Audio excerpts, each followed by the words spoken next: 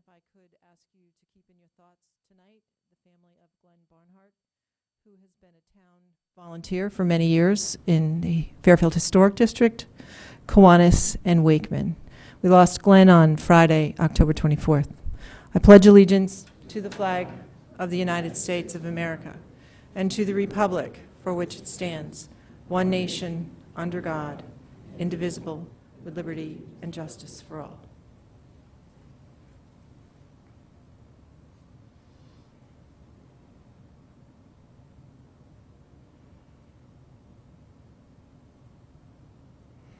Thank you.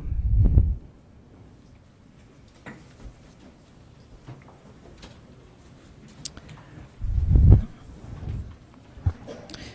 next item on the agenda is item number 2, to consider and act upon the minutes of the regular meeting held on September 22nd, 2014. I have a motion to approve. Representative Dean, followed by Representative Gottlieb. Are there any amendments or items on the minutes that need to be adjusted?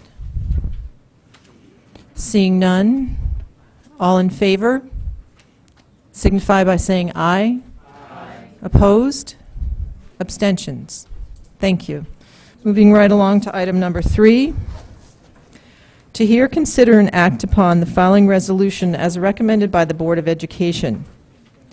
Resolved that the following changes to Article 14 Pension Program of the Town of Fairfield Pension Plan provisions in the Fairfield Custodians Maintenance Labor Agreement negotiated by and in between the Town of Fairfield and the Fairfield Board of Education, Fairfield Custodians Maintenance, be and hereby are approved.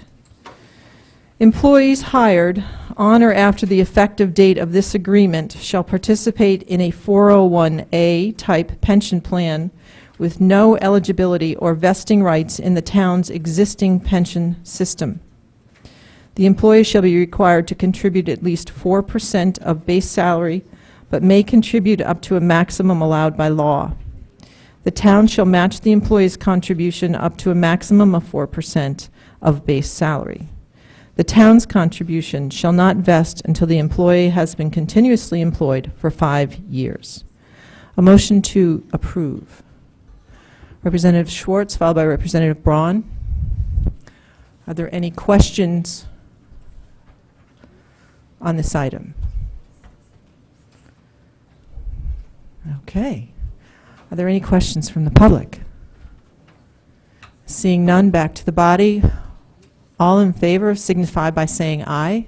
Aye. Opposed? Representative Hopkins, Jacob, Meyer, Donovan. Abstentions? Thank you. The next item on the agenda is item number 4, to hear a presentation from the Director of Public Works on the DPW capital replacement policy. Joining us this evening with Mr. Michelangelo.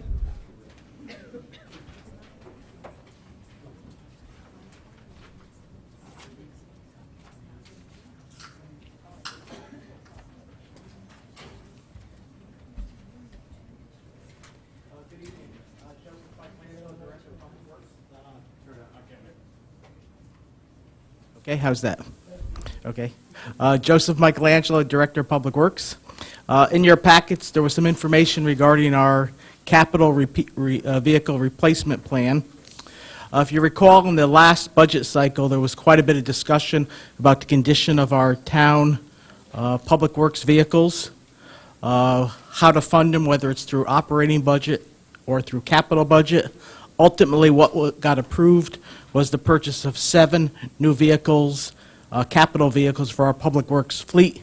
And one of the questions that was asked, okay, this was a one-time catch-up, 7 vehicles, and there was a request for some context. How does that fit into our overall vehicles, our overall plan? Now, once again, these are vehicles over the 100,000 threshold. So in the inventory that was prepared, you'll see we have 48 such vehicles. And when I came before this board, probably in early January, February, one of the things that was presented was the condition of our vehicles, and we used the life cycle to give you an idea of where it was.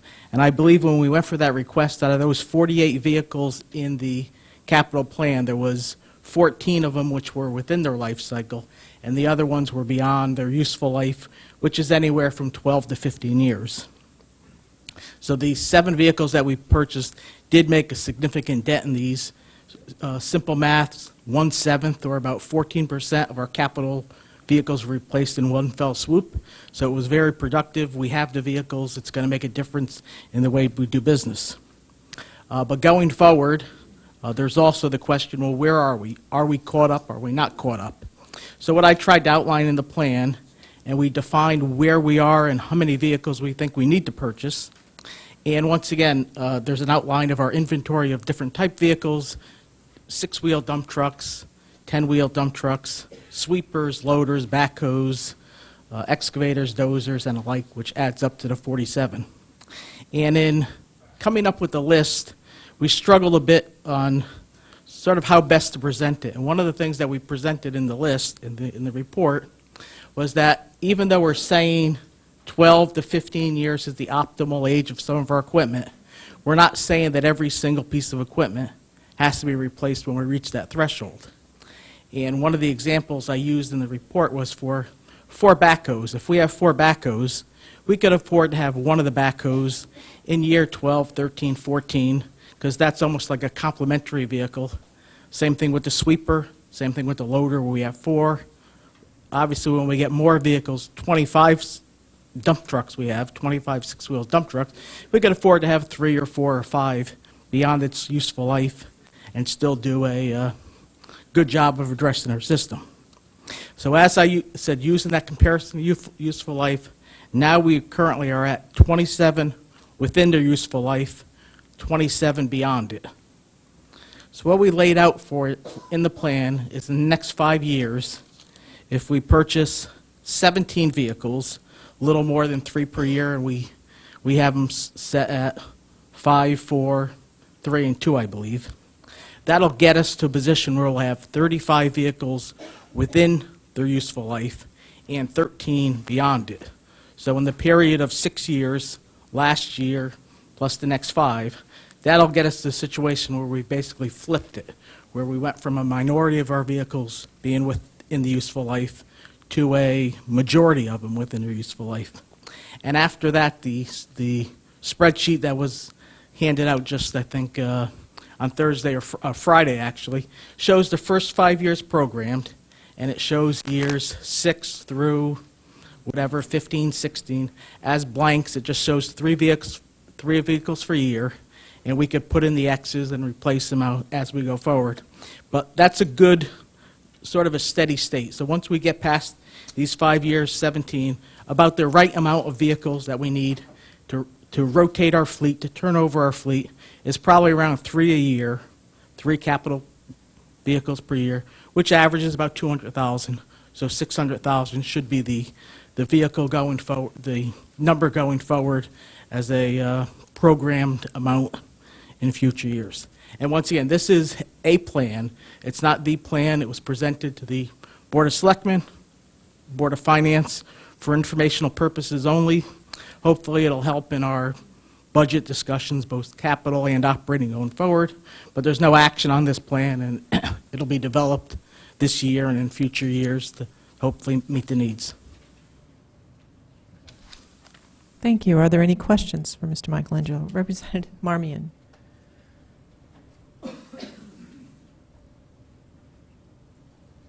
Sheila Marmion, District 6. Thank you very much for putting this together. It's very helpful. I did have a question. In your overview memo, you mentioned the street sweepers, that may be something that you consider contracting out in the future. And then I noticed that in the proposed 5-year replacement plan, you have 4 street sweepers, 2 of which we might need or that you might request in this fiscal year, in the coming budget season. When in your budget process are you going to do the analysis on what it will cost for the subcontracting versus the purchase, recommending a purchase for the street sweepers? Yeah, we're putting together those numbers now. We've done some research on those, and hopefully in the operating budget for this year, once again, if we go that route, so if we remove a capital expense in the future, a potential capital expense, one of the things that has to be done is that we have to fund the impact in the operating budget. But we're still in the process of doing that, so a couple different options as opposed to doing it with entirely our own forces. We could rent a sweeper partially, or we could totally contract it out. Now, we have 4 sweepers that we use, and the big push of the areas, we do every single road in town. We do the downtown areas, both downtown proper, Grassmere, Southport, about once every 2 weeks. So we do those constantly. But our big push is obviously in the springtime, when that's when, you know, everything gets done. So even though we have 4 sweepers, the push is in the springtime. So that's what we always see the need to own sweepers.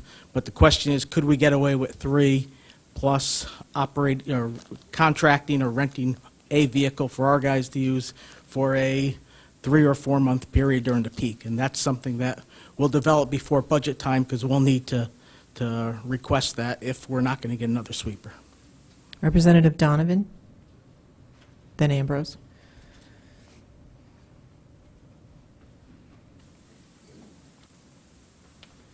John Donovan, District 1. Joe, thank you very much for the presentation. You gave a great presentation also in front of when we were doing budget last year. And I'm not sure I remember it correctly, but I think you said you wanted the average age of the assets to be like 7.5 years? Or there was some number, it was 7 years or 8 years or something like that. Where are you with that, and what does this do to that average age? And if you need time to come back, that's fine. Yeah, as far as the average age, I don't know the specific one, but judging by the age of the fleet, it's beyond that. It's closer to 10 or 11 than it is to 7 or 8. Right, but you shared the whole capital plan, so it was basically for DPW the average age of all the assets. So some stuff might be a little younger, some stuff might be a little older. We buy certain things here, we buy certain things there. From the standpoint of all the assets. Yes, I don't have that number, and that brings up a good point. These are our capital vehicles over 100,000. We have, which probably represents half of our total value, but we have many more vehicles under the 100,000 threshold, which we're currently analyzing, and we'll be preparing a similar plan for this. But yeah, I don't have those numbers today for you. Representative Ambrose, McCarthy, Marks. Peter Ambrose, District 2. Joe, from the standpoint of your having been in this field for so many years, and with your expertise, what is the concept or possibility of leasing vehicles? Is that do any towns you're familiar with lease vehicles of this type? There are no towns that I know of that lease vehicles the way we would lease a motor vehicle off the lot. Why is that? Well, the vendors themselves don't offer those type plans. And a big reason is, one of the attractive things for us personally and for corporations is this way: if you lease a car for 3, 4, or 5 years, you get it during the optimum time, and then you give it back before your maintenance money starts accruing. The only town that I know of that leases, and I know Reading leases, but it's a little different. And the finance director from Reading lives in Fairfield, so I've talked to him quite a bit on this. So they'll purchase a vehicle for $200,000, and they'll lease it, but instead of paying it either through capital or another means, they'll finance it over 5 years, so they can program for that $200,000 vehicle. They're going to lease to own, so they'll program $40,000 per year for 5 years, and they'll have, a budget amount in their operating expense, and then, at any given year, you're paying, much smaller town, they're paying 4 or 5 $40,000 lease payments. But once again, whether you pay it out of the operating budget line or pay it cash or you pay it debt service, it's not that's a way of financing it. So based upon your experience, your concept, you think the better way to go is to purchase the vehicles and to maintain them ourselves? Correct. And one thing that That is correct. That's the best way. And one thing that the report doesn't address, which will be worked out through the various boards, is how to pay for these. In the past, we've paid for most of these through operating budgets. As you know, the last one in early 2014 was through a capital appropriation. So that's to be determined what's the best place to put these in our budgets. Representative McCarthy?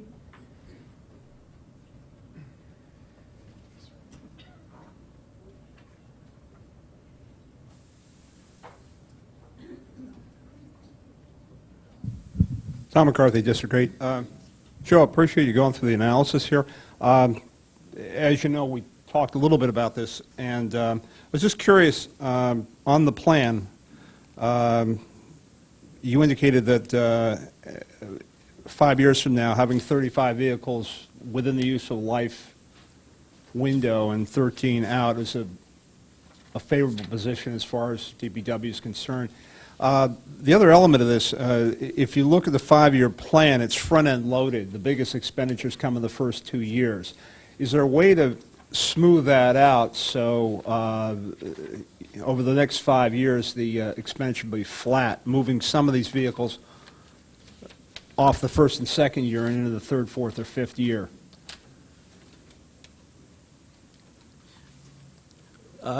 Yes, once again, this isn't a plan that's been adopted by any of the other boards. It's a working plan going forward, and that's why it works well in the 11 by 17 with the blank numbers there, where we could all fill in the numbers and see what the effects are on the bottom. So yeah, it can be, the load can be spread out differently, and we can see the effects both monetarily and what it does to equipment and and the age of our fleet. So yeah, it's a working document that that's fluid, and we'll go through it this budget time and the budget time after that and see how it affects our overall dollars and our fleet. Okay, Joe, I'm good with that. With that understanding, we have that degree of flexibility to create, flat payments over a 5-year period. I think I can, be comfortable with this. Thank you. Representative Marks? Thank you, Madam Moderator. Alan Marks, District 6. Joe, thanks for the report. As I was reading through it, I had just a couple questions came to mind. They might be obvious to some, but not to me. When we contract out paving, and we do contract out paving, right? When we contract out paving, are our vehicles used for that? No, when we have a company like O&G or Tilcon come in, we don't haul the asphalt. They either haul it themselves or with a contract. We do have, there are asphalt vehicles in there when we do patching work, when we do asphalt sidewalks, when we do curbing.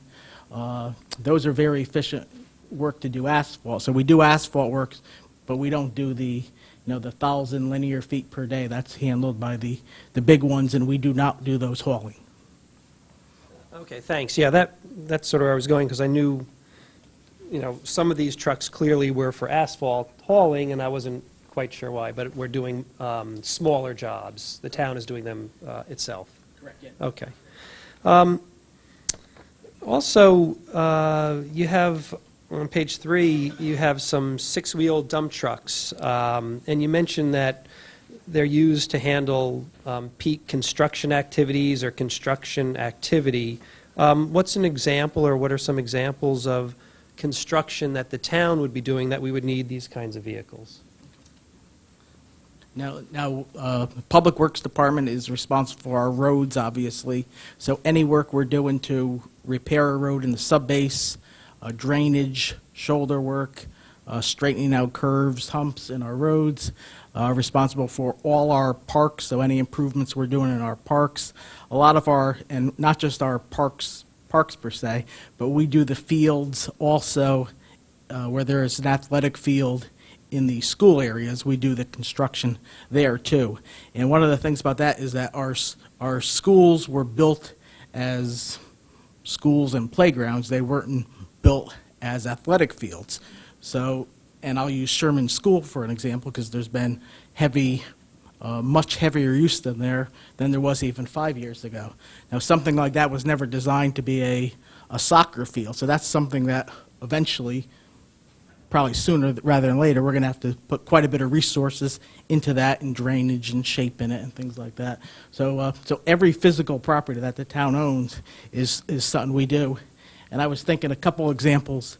The DeGello Field, softball field up in the north end, is something we constructed with all our own machinery, all our own guys about 2 years ago. The police department, we built a shooting range up for them in the same part of town. That was one that very little town money was expended for. It was all, grunt labor and machinery that we owned, and were able to take on these projects. Thank you very much. Representative Bateson, then Lip. Thank you, Madam Moderator. Ed Bates in District 3. Joe, you brought up something that piques my interest. The 827,000 that I'm seeing for 2015, even though that's not a hard number, as it stands right now, how do we plan on paying for that? Capital or operating? That hasn't been determined yet. When, we're probably just going to start the operating budget work next week, and it's due December 1st. So whether we'll be submitting the trucks for that or for the capital request, I can't tell you at this time.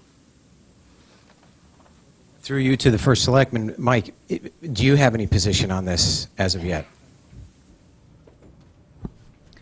We're going to take a look at what it looks like from the overall budget standpoint, and also what it looks like from our non-recurring capital that we're taking a look at, and between the two of those looks, come up with something that's balanced. We'll also take a look at, as Representative McCarthy mentioned, how you spread this out perhaps a little bit differently over the first 5 years as we're doing that. So, Do you have a preference as to how you'd like to see it financed, if there was room in the operating budget? Do you feel it appropriate to be there?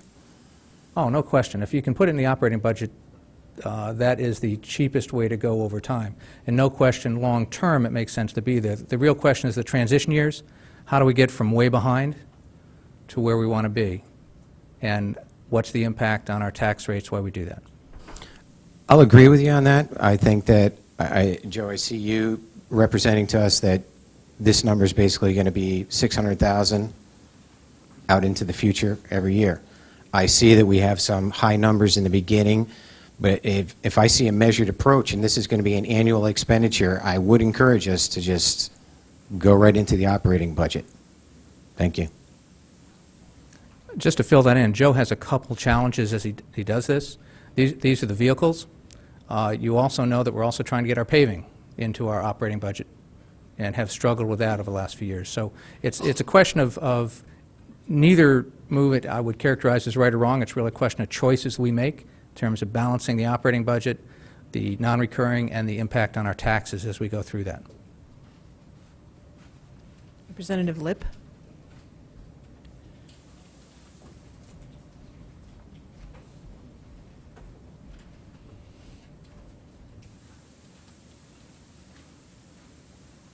Jay Lip, District 1. A couple questions for you. The first one is, you said the life that you want to use is 12 to 15 years. What do other towns do? I notice we have a lot of vehicles here that are well over that, and I don't know what a breakdown rate is and out-of-service rate is, but what do other towns, Trumbull, Westport, Wilton, some other towns, what is their average life? Because we're talking about vehicles that aren't going on the highway, vehicles that are built heavy duty and designed to be doing this type of work in these, and sometimes more arduous environments. Yeah, as far as the industry, 12 to 15 is that's what other towns are doing to program, but they face the same struggles as us, that, 12 turns into 13, 14, 15, and yeah, they're all somewhat behind. Probably not in the shape ours were in, but yeah, they're all somewhat behind. And even though these are a heavy-duty truck, they have to do heavy-duty work. So, when these trucks have, 90,000 miles on it, it's a lot more than a passenger vehicle that would have that much. And when you get into the years 12, 13, 14, 15, I've never seen a 12-year-old truck with original springs on it, and the original springs probably cost $3,000 or $4,000 apiece. The transmissions always go on those trucks. Those are $7,000 or $8,000 apiece. Even the tires are a couple thousand. So it doesn't take, if you have a 12-year-old truck, the worth of that truck is maybe, somewhere between $15,000 and $20,000. You could easily throw, 75% of the value of that truck in any given year with just, not minor breakdowns, but just, routine type stuff. I understand, but we're talking about trucks that are built for working on construction sites where, a lot more work than is typically done by the Public Works folks. Sometimes those trucks work around the clock, 24 hours on some of the bigger sites, and it just surprised me that these numbers are the numbers that you're using compared to what they're using in industry and the other towns. That's fine. Well, the other question I have for you, have we looked at government surplus or other means to get trucks that would be at no cost, maybe not necessarily brand new, but as the government turns over things along those lines? Is that a venue that you've looked at?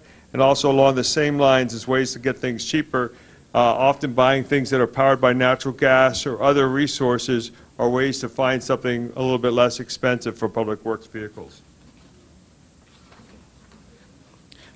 Now we have looked at surplus type equipment, and we've gotten some over the years. They're typically the smaller type vehicle, like vans and things like that. Nothing in the dump truck range. And I think our Public Works Department, the town of Fairfield, probably has more natural gas powered vehicles than anybody. We have a natural gas fueling station. I've been here several times. There's a good program the state has. They'll pay you the incremental difference between the regular vehicle and that. So we've done that with a number of our vehicles.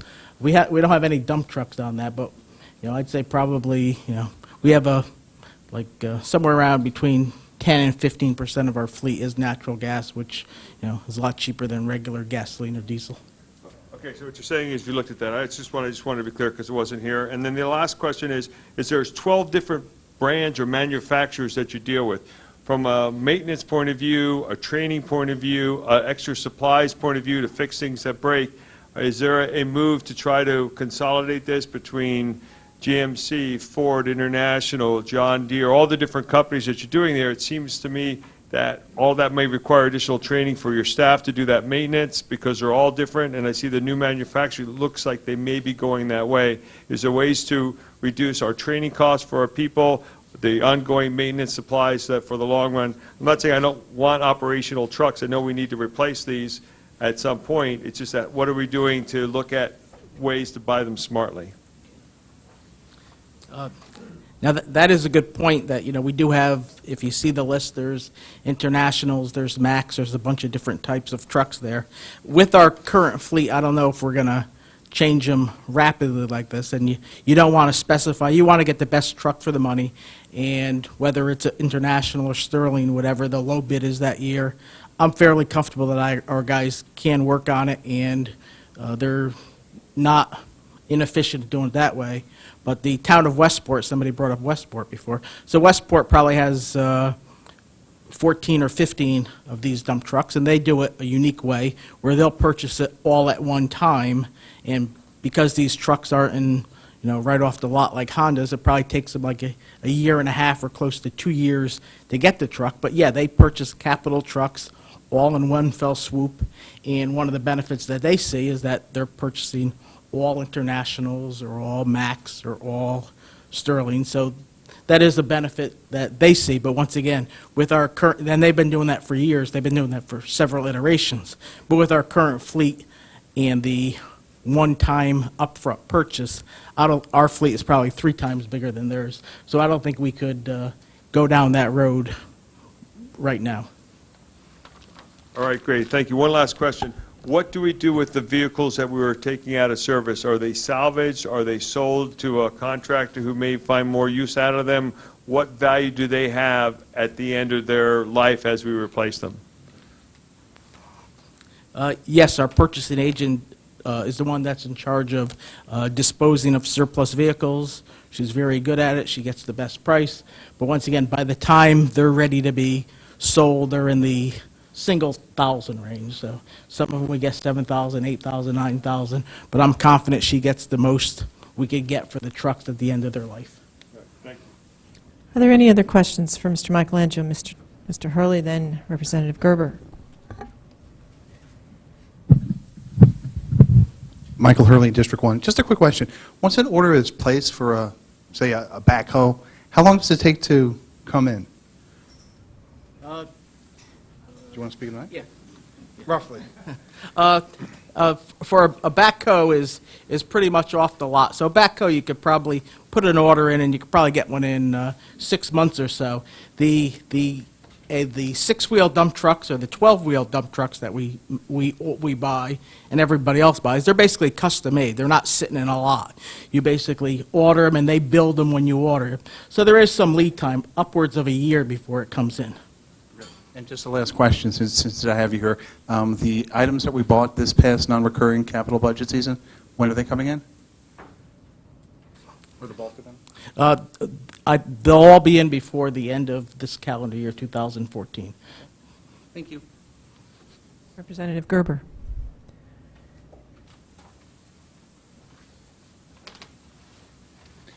Bill Gerber, District 4.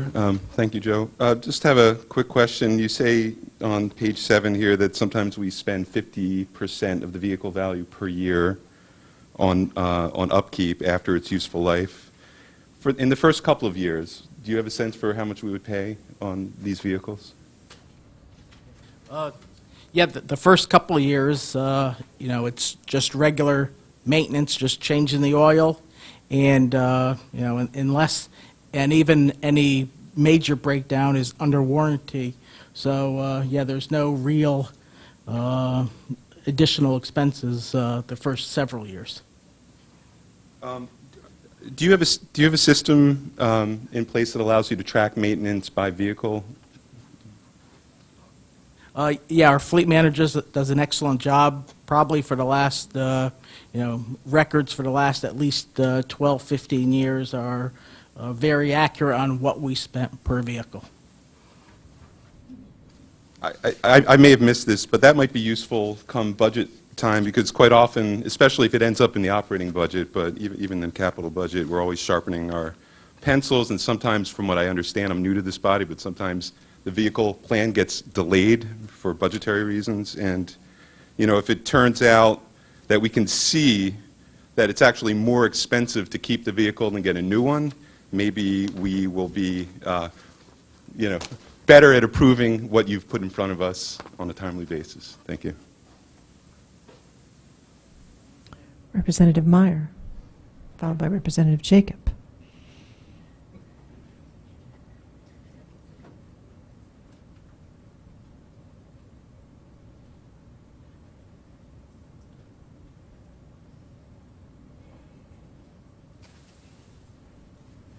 Gaylord Meyer, District 1. I was curious about something, and I would love to see it.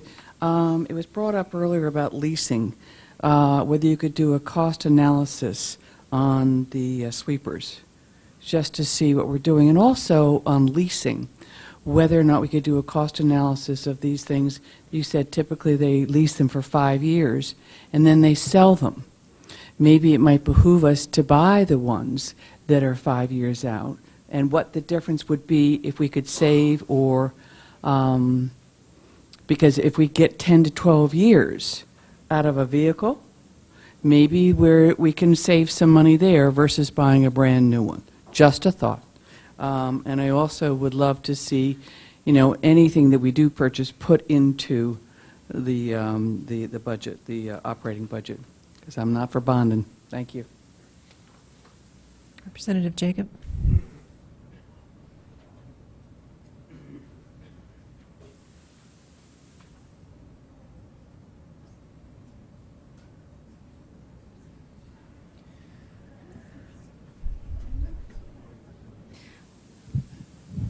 Oh, I knew I shouldn't have done that.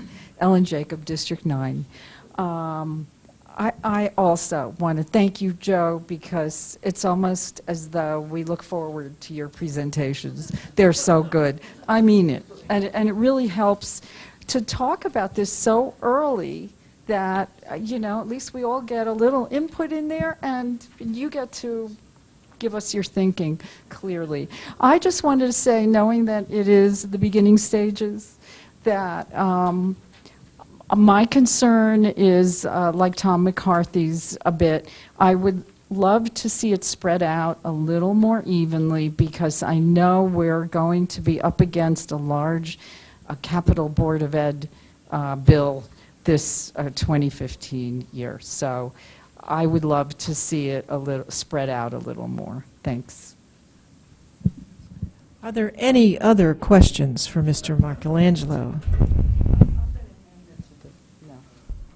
Seeing none. Mr. Michelangelo, thank you so much for all your documentation and your time this evening. Thank you.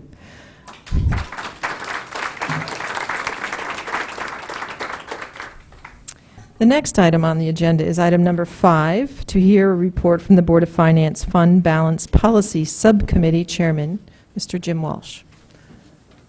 Oh, Mr. Flynn is going to join us first. Good evening, everyone, and thank you for having us. I wanted to address the body tonight before we get into our fund balance report to provide a little bit of context. In my 8+ years on the Board of Finance, we've spent a significant amount of time dealing with what I would call balance sheet issues for the town.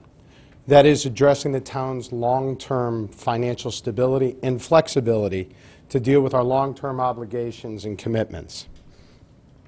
We've addressed 4 different areas, actually 5 different areas, during the past 8 years. The first area was the pension. When we first got on the Board of Finance, the pension was not being funded at that time. It had been highly funded for years and years and years. The town took a break in funding that pension. In the past several years, we've gone back to funding the pension to bring it up to full funding status. OPEB, or other post-employment benefits. This would be your medical costs for your retirees. The town had actually never put aside costs for that. It was on a pay-as-you-go basis. I shouldn't say never. They had put together very small cost for that, set-asides each year. We started funding the ARC of OPEB. We're one of the only towns in the state to fund the ARC for OPEB, so that we're building a trust fund to pay for the long-term obligations we have to our employees for their post-retirement benefits. Debt. We've been managing our debt over the last 10 years as we've built these schools and as we've made capital improvements. We've committed to keeping our debt on or about or lower than 10% of our operating budget. We've established an annual capital planning workshop, and we put in place a capital policy for what things we look to bond, what things we won't bond, what those years might be, and what those assets might be. The Internal Service Fund. This is the shared insurance fund for the town for both medical costs, property casualty costs, and other employment costs related to insurance. We've reached an agreement with the Board of Education on how these should be funded on an annual basis. We've appropriately funded the town side, and we continue to work to address the deficit that we've had in that account that's been there for years and years and years. And through our efforts, we've had the credit rating agencies take off a negative outlook on that account and leave it as a stable account as we go forward. The next thing up is the general fund surplus. This is the rainy day fund, if you will, the savings account for the town. Back 8 years ago or so, or even longer, we were actually dipping into that fund on an annual basis to help offset the tax increases to the town, lower the tax burden, and lower that surplus. We reversed that trend and we stopped dipping into that fund, and we're on a pay-as-you-go basis for the operating funds. About 3 or 4 years ago, we started, it might be a different time frame, but in about that time frame, we started not only just pay-as-you-go, but actually putting money into that surplus, because the surplus balance was low as compared to every other AAA-rated community in the town, in this state. At one point, I believe we were under 5% funding.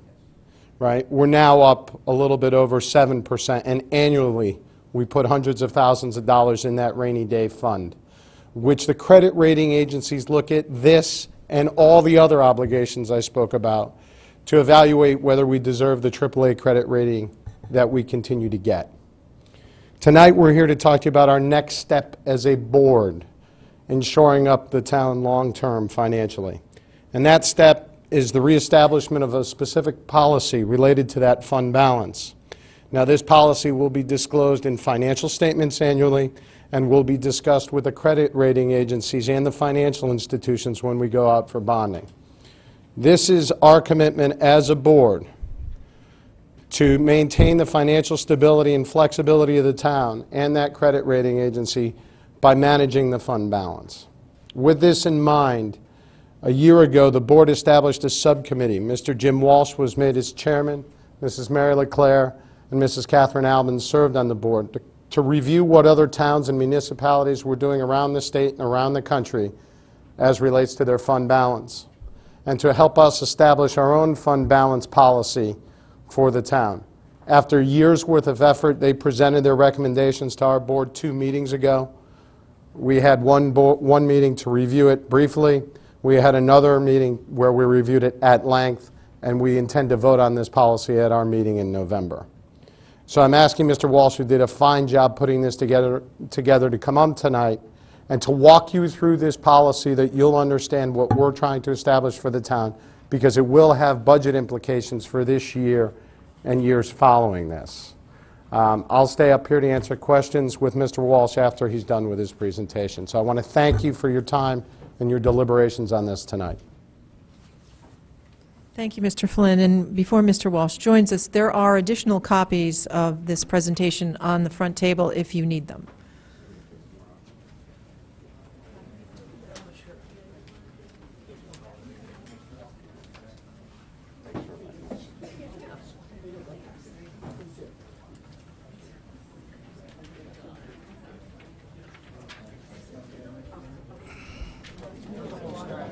Sure. Electronics.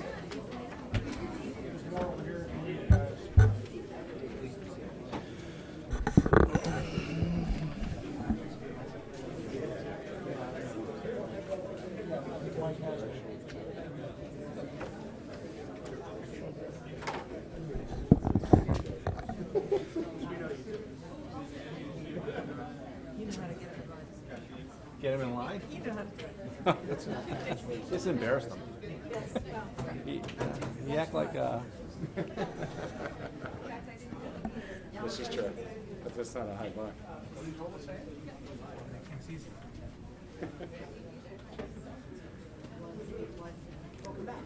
Thanks. Good evening. My name is Jim Walsh. It's great to be back before a body I'm very fond of and was on for a number of years. So it's good to be back here tonight. As Tom said, I was put on a committee for the Board of Finance, the Fund Balance Committee that he had formed a little over a year ago for some questions that the board started having in regards to what our fund balance should be and to making sure that we were in line with what the credit agencies were looking for and to make sure that we didn't get in trouble with the credit agencies. I was assigned a great committee with Mary LeClaire and Catherine Albin, and we've been meeting for over a year, and we recently presented our findings and recommendations to the Board of Finance on September 2nd, and we subsequently had another Board of Finance meeting at the beginning of October to discuss these. A couple of things before I start. One of the reasons why, we have not really, this board has never really formed a fund balance policy. We just have not had one. There's one in the CAFR. No one seems to know when that was created, formed, whatever, but we've gone back in our minutes and our board has never, Tom, correct? We never have voted on one, created one. And there have been some changes that the credit agencies have recently gone through in the last year. So it was kind of an interesting time period to go through this process because the credit agencies have changed the way that they are rating municipalities. One of those criteria now is that they require that you have a written policy. So it is now a requirement. If you do not have one, they deduct points for you. One of the other criteria is that they look at that fund balance policy and they want to make sure that you are that you are in compliance with that fund balance policy.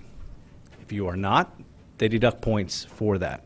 All these points, pluses and minuses over various criteria, add up and help them determine what level credit you are. So we started looking at this as our committee a little over a year ago, and several things we wanted to look at were we wanted to see where other AAA communities were in the state of Connecticut, what the requirements of the credit community was, what fund balance policies were out there, and we spent a lot of time. I think we have, with the help of Mr. Mayor, who our CFO was able to provide us with a number of policies. I think I personally read over 40 policies, not just from the state of Connecticut, but from across the United States. There are some that are very similar. There are some that take an interesting spin on it. But they were all very helpful in trying to help guide us on what we should be doing in this community. So I am going to, why don't we start off, I think included in the package was this graph. One of the most interesting things was to see where we were in Fairfield versus the other AAA communities. So this graph shows for Moody's on their AAA communities. This is the most recent one they can produce because it's something that's put out by the Office of Policy and Management by the state of Connecticut, and it goes back to October 2013. The October 2014 is not out. It should be, I just want to be clear that this is based on fiscal year numbers for 2012. So if you look at this, out of all the communities that are AAAs, you'll see that Fairfield is second to last in regards to our fund balance percentage. Now, you see Greenwich below us. Greenwich is an anomaly, and I would suggest that it really shouldn't be looked at, because Greenwich is a community that until recently never borrowed money, had no bonding. They paid for cash. They built a new school, they paid cash for it. So when the credit communities look at Greenwich, they don't really look at their fund balance because they can go out and borrow money, probably could walk into a bank tomorrow and walk out with $200 million because they just do not have any debt on their books. So despite the fact that Greenwich is below us, you should really probably ignore that fact. So that would basically put us in last place compared to all the other AAA communities. The other interesting thing was to look at the top box up around where it says 16 to 14%, where it says state median and state AAA median. So of all the, let's take the second number first. The state AAA median is 10.33%, the average of all the AAAs, what they have in their fund balance. In the same year, we were at 5.2. The state median, this is for all credits, not just AAAs, all credits, all cities, every town in the state of Connecticut, was 10.34%. Once again, we were about half of that. It became very obvious to our committee, and this is one of the things we identified immediately, that we had to do something about our fund balance. While we didn't agree that we needed to put money away to be at the top of this list, we also didn't think that we should be at the bottom of the list. Historically, I went back over time to check out where we've been as a community, and if you go back to fiscal year 2005, we were at 3.08%.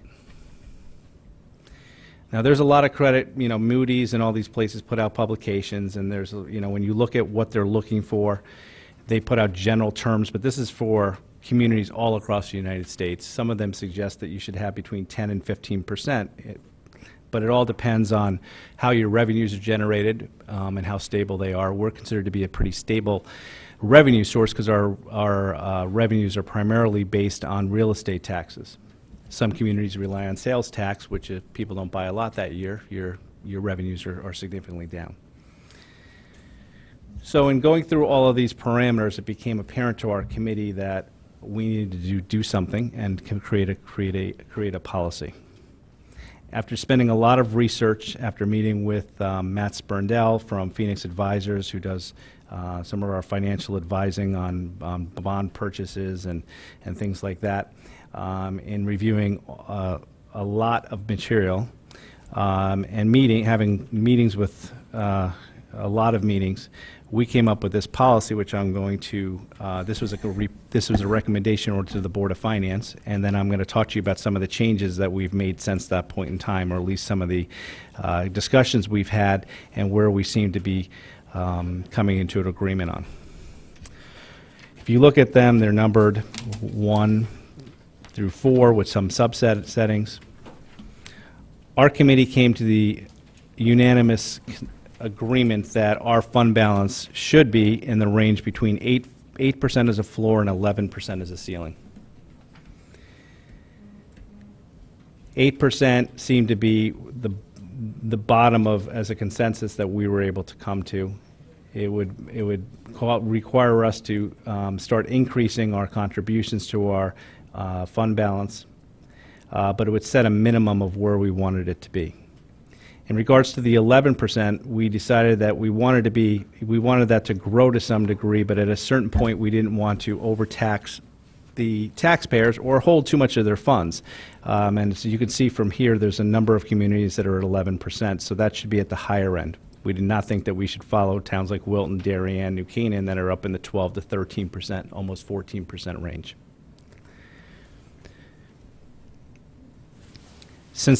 Under number 2, since the town is not there yet, we decided that we needed some plan to be able to achieve the goal of getting at least to 8%. Prior to this year,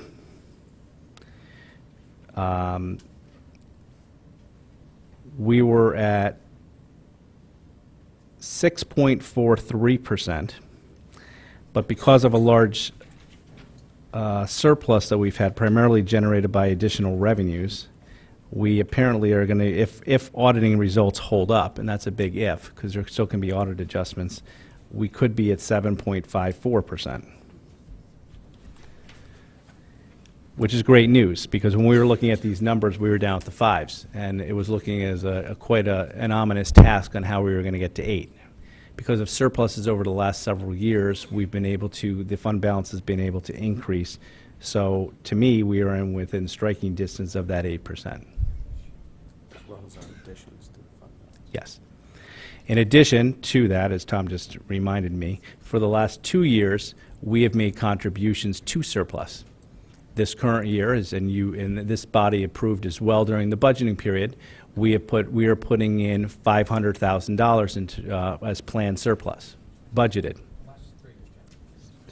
Last 3 years? Okay. Well, I know this year's $500,000. The previous year was $650,000, and it was $675,000 the year before. Okay, so there has been some increases based on the work of the Board of Selectmen and this body and the Board of Finance, but it has been a group effort to try to get there. I think it's a good thing that we've put it in, and I'm going to talk a little bit more about that budget item in a moment. But in regards to how we're going to get there, we decided that we would refer to the Board of Finance as a group to come up with a system on how we were going to get to 8%, if that's what we were recommending. We'll talk about that more in those discussions in a second. Under 2B, it was also important to us that at a minimum that this town contributed every year what we were calling a going forward inflationary amount. So if we raise the budget by 2%, well, clearly the fund balance has to keep up with that. So we should budget 2% increase in the fund balance, and that should be a budgeted amount. And we should do that every year. Under number 3, in the event that the fund balance was ever to hit the ceiling, the 11%, at the end of any fiscal year, we were making a recommendation that the excess amount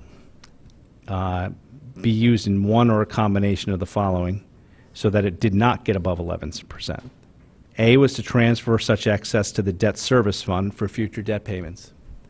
B was to transfer such excess to the capital or non-recurring fund for future capital projects. And C, to use directly to reduce the tax rate in the subsequent year, provided that care was taken to avoid a major fluctuation in the tax rate in succeeding years.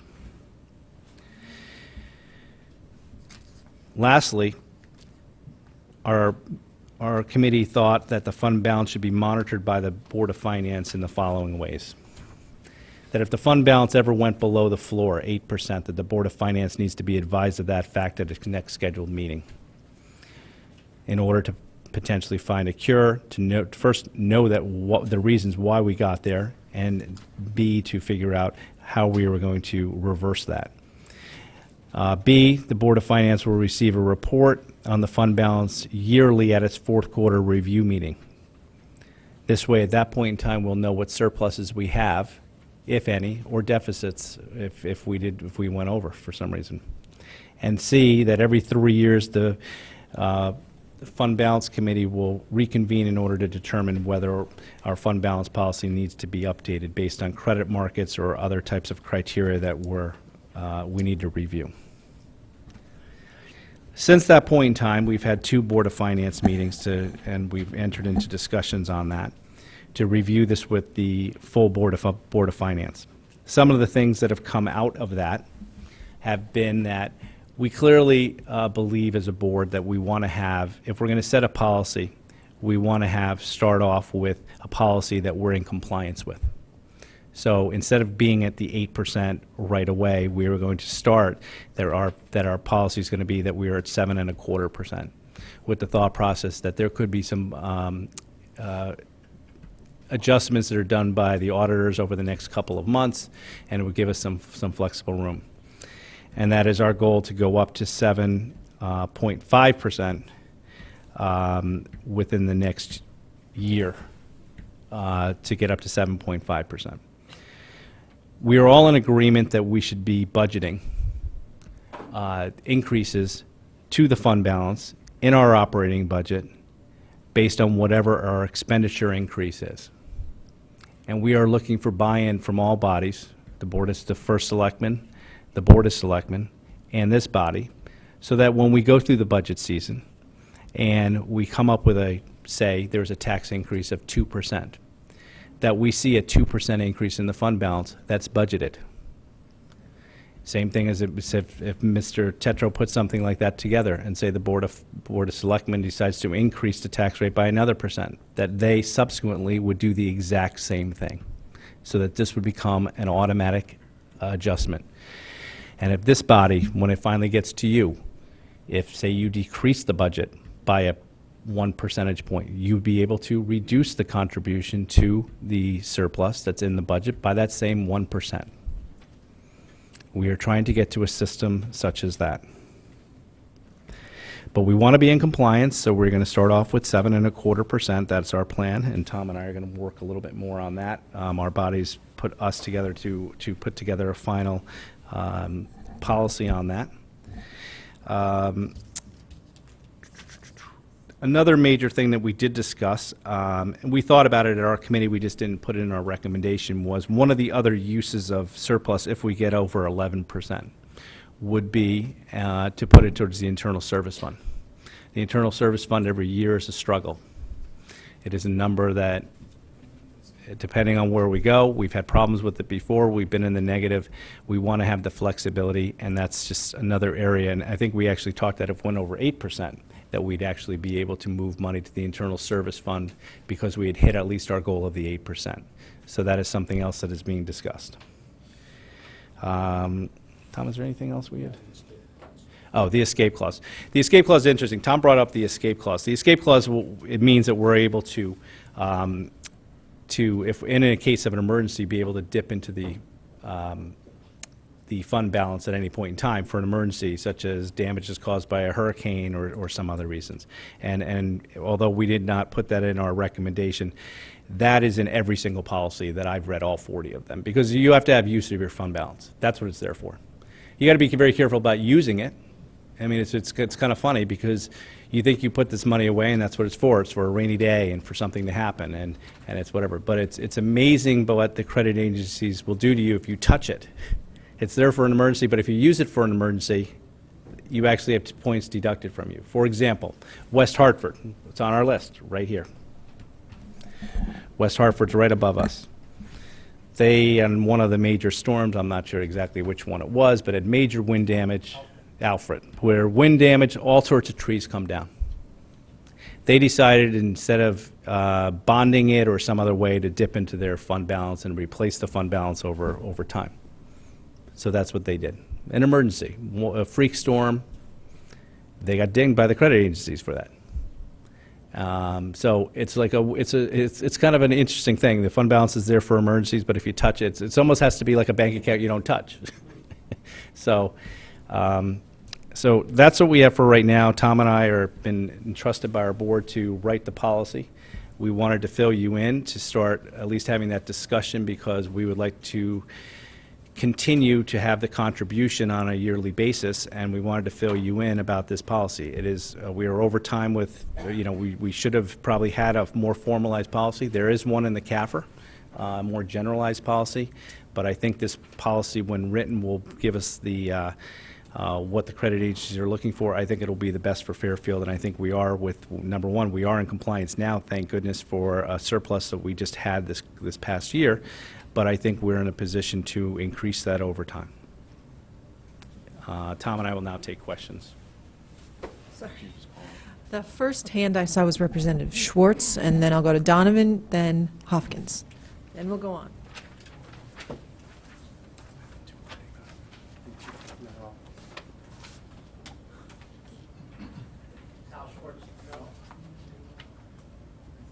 Is it on now? Yep. Hal Schwartz, District 7.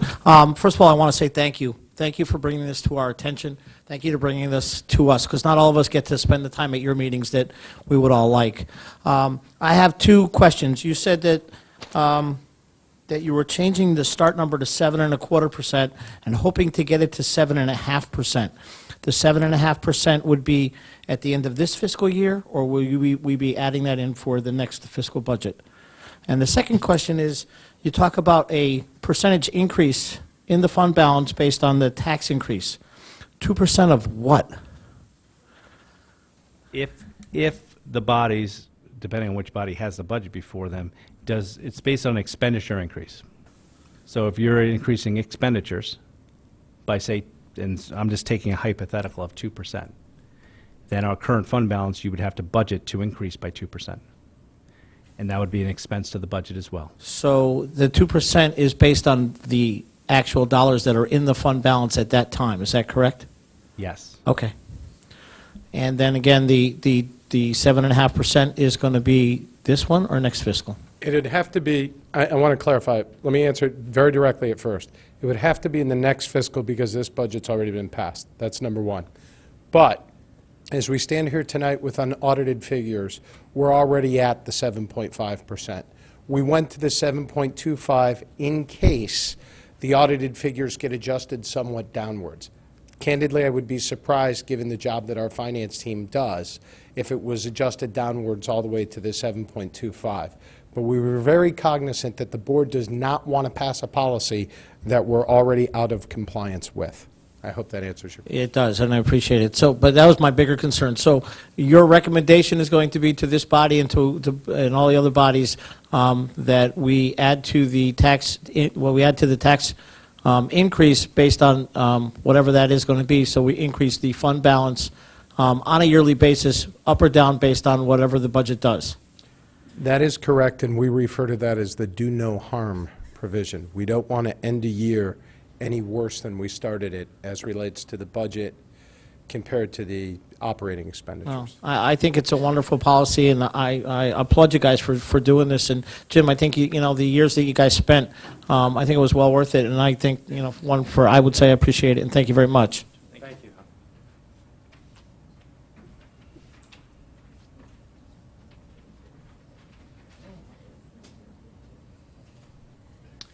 you. John Donovan, District 1.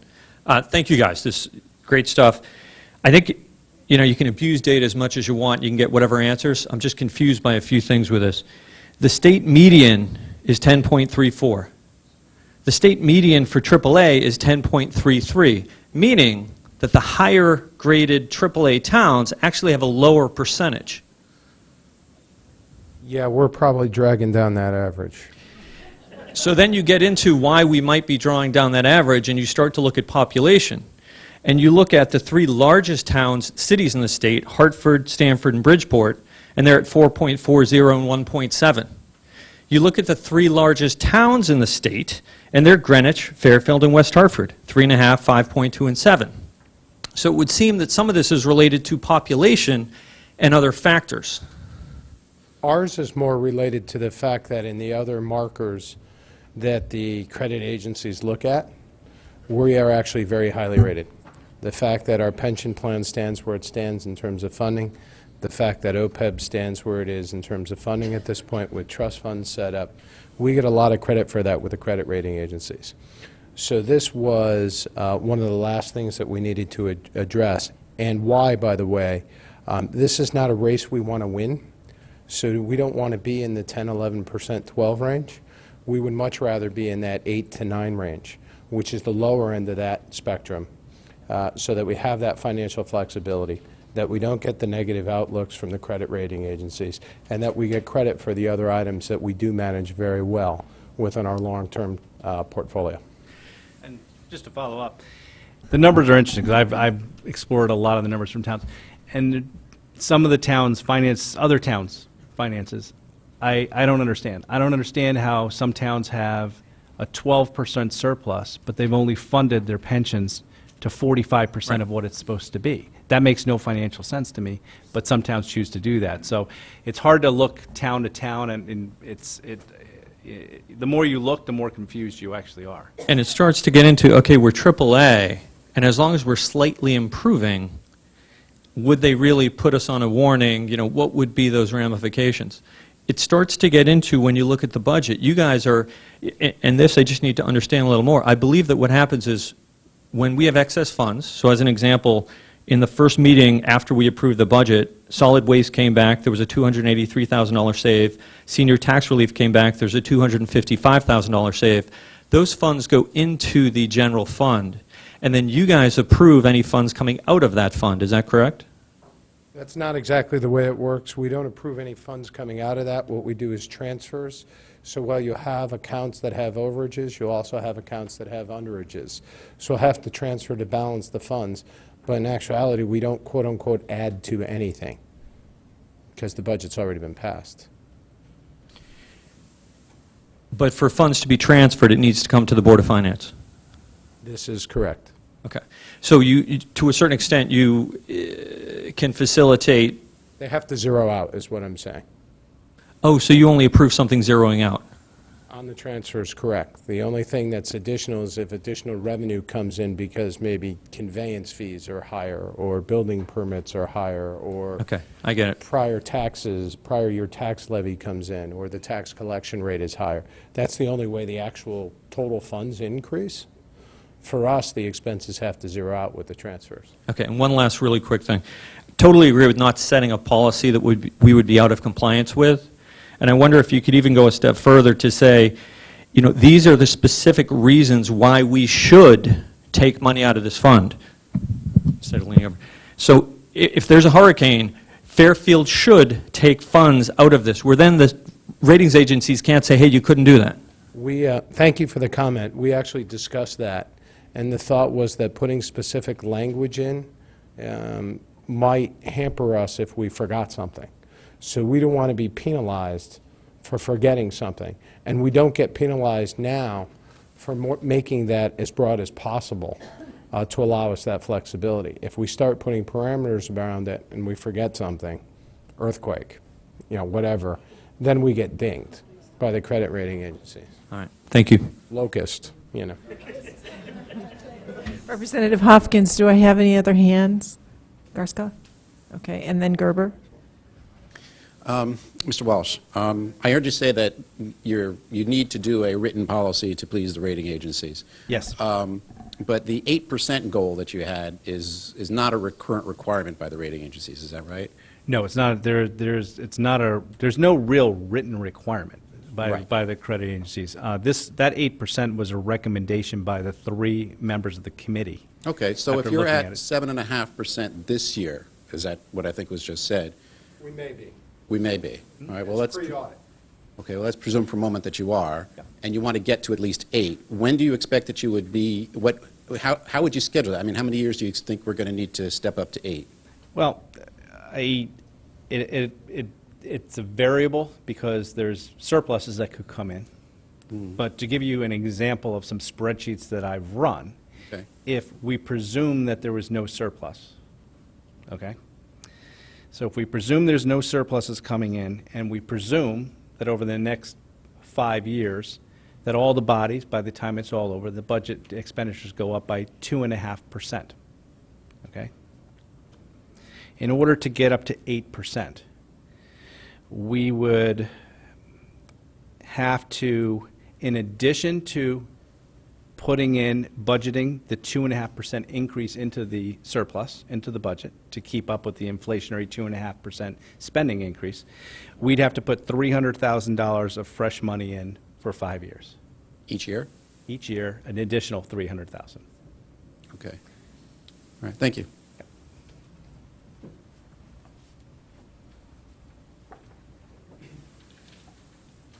Thank you, Madam Moderator. Josh Garskoff, District 5. I think that answered part of my question. So there's really two contributions that the RTM should be thinking about. One is this potentially $300,000 a year to get us up to the target, and the other is maintaining by matching the tax increase in a given year. So there's really two different things, and I think it's important for the RTM to differentiate, because I could see a scenario where a cut might be made in a budget here, and somebody takes the same cut out of all contributions to that fund, and that would not be following the policy that you're recommending, because you're saying there's really two contributions. So I just want to establish for the record that the cut, let's say a budget came to us with X percent, 5% increase, and we cut it to 4%, and we wanted to make a similar cut to that contribution, we'd only make that to the portion of that contribution that is directly matching the tax increase, not the portion that's going to try and get us to the target. Yes. Thank you. Well, yeah, I mean, if you want to, if you want some sense of what we're talking about, just total dollars-wise, I mean, if the next budget year, if you wanted to go along this 5-year track, and we did 2.5% increases, everybody did 2.5% increases in the expenditures for the next 5 years. What I call the inflationary portion that you should budget would be $535,000.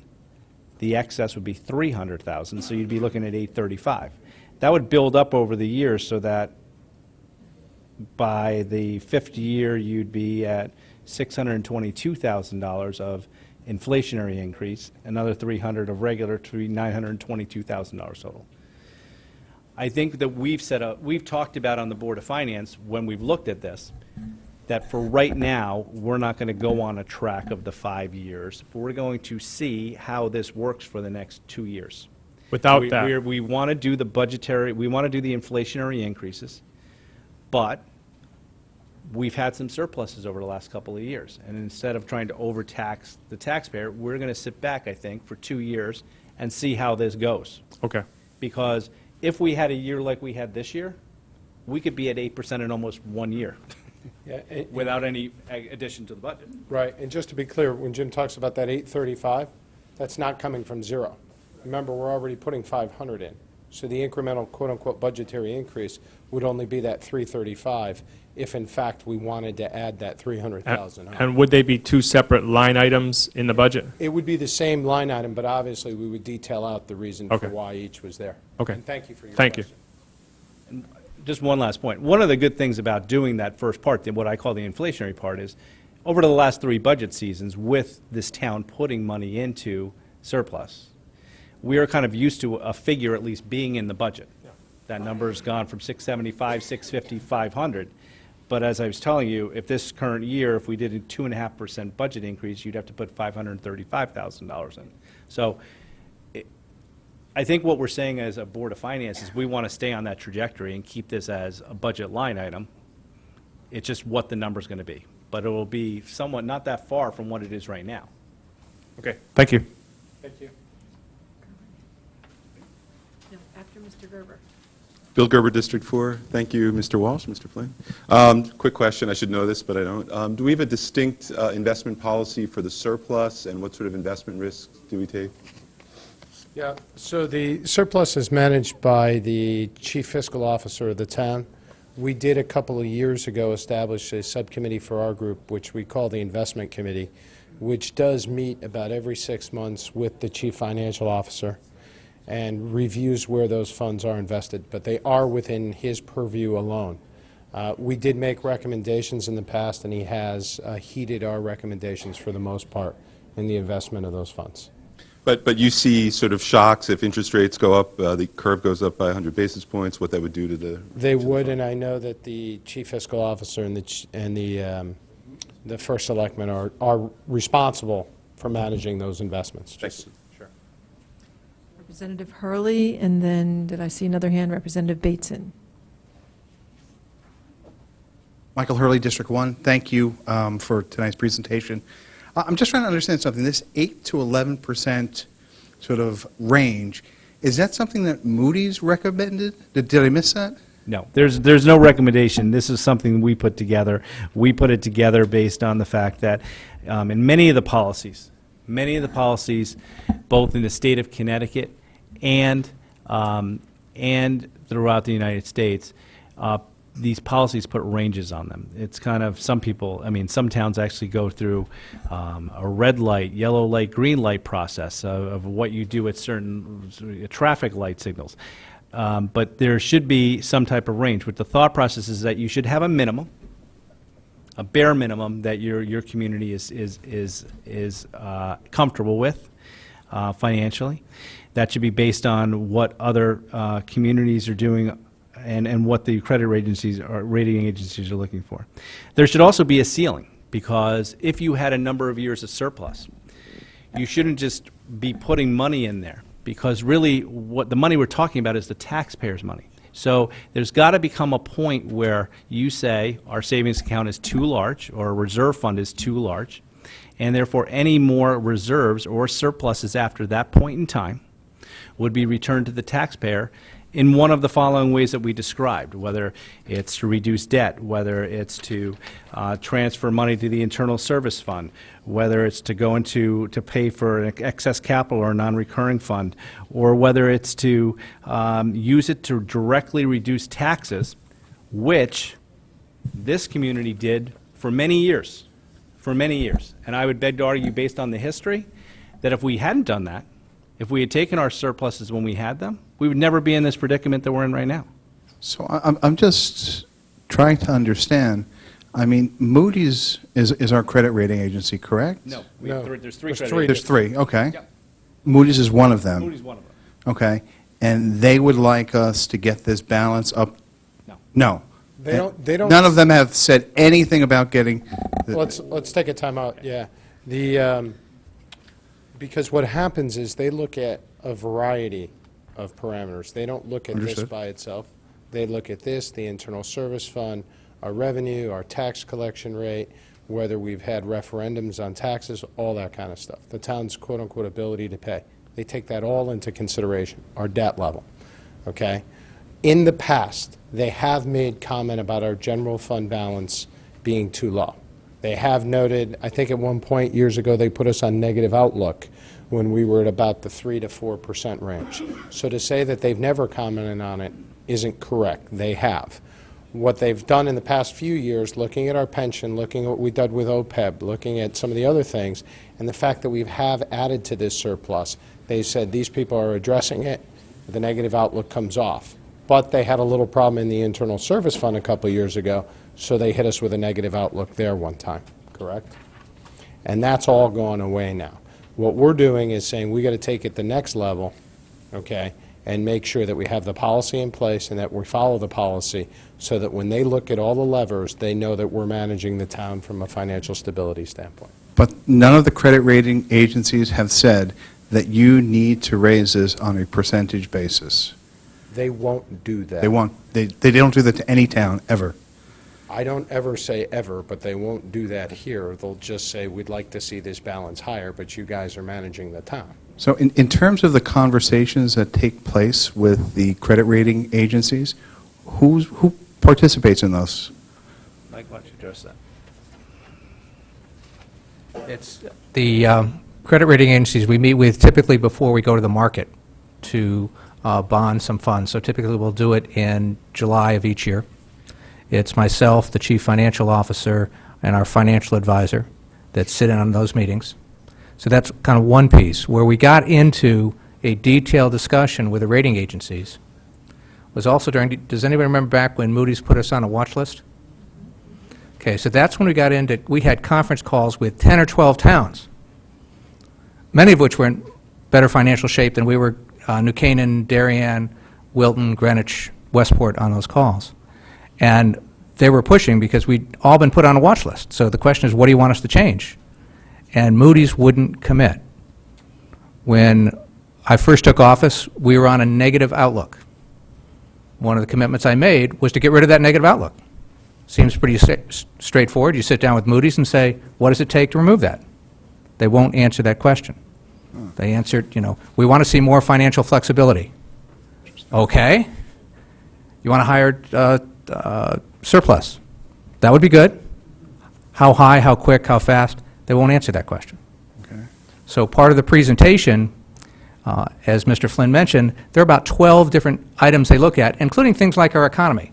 When we got put on the watch list, along with all those other towns, it was because we're part of the general Bridgeport MSA. They didn't have any other reason than you're just kind of where you are. And So certainly if you were Bridgeport to impacts you. But go ahead. call up, say, the Moody's analyst who's, responsible for the town of Fairfield's credit rating agency, and you said that we were looking to move this to an 8 to 11% range, would they offer you any guidance as to whether or not that was a good thing, a bad thing, too high, too low, or it's chicken soup, might help, but, it's not going to hurt? It's equivalent like going to the banker and saying, is it okay if I put more money in the bank? Their answer is always going to be yes. We have a AAA credit rating from Standard & Poor's, Moody's, and Fitch. There is no higher rating. So part of doing this is protecting against downside if something happens in one of the other measures that we're protected here. We're finally getting, as Mr. Walsh mentioned, they've gone back starting last December and start to look at all of the measures together. So we finally get credit for our pension fund. When we sat down with Moody's and the question was, how do we get off of the negative outlook? And obviously they had dinged us on our internal service fund. All right? But we also had a pension funding at the time of about 98 to 102%. West Hartford